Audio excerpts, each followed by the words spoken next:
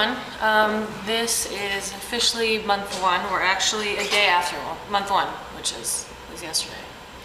I wanted to do this video, but I was like very hesitant because I had this thing over here, and it was way worse about a week ago when it first started.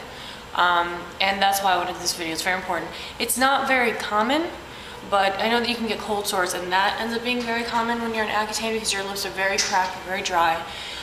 So they're just more prone to infection. Your immune system is low, so it's just a big breeding ground for like just messiness.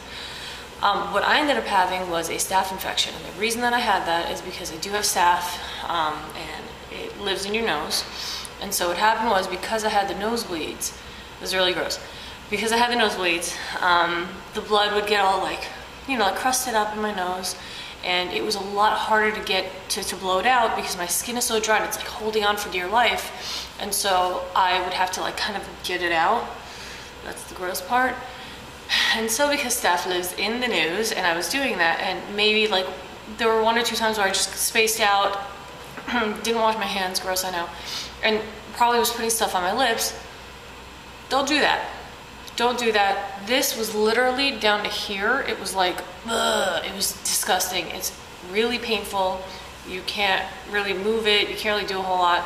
And I'm like now applying, you know, moisturizer around it. It's just, don't get into your nose, leave it alone, even if it's crusty, even if it's very painful.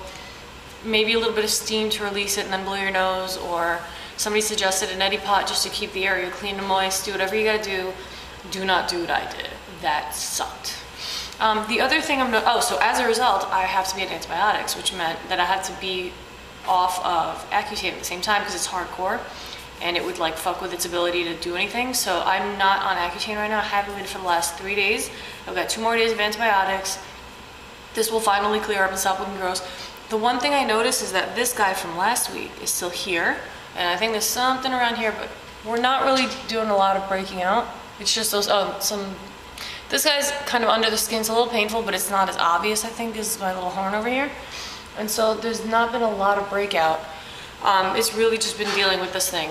And so again, moisturize the living shit out of your lips. If you think you're doing it enough, like often enough in the day where you're just like, I can't keep doing this anymore, you're not doing it enough.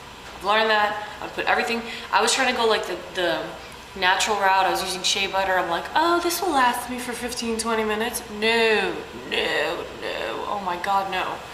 Keep that shit going.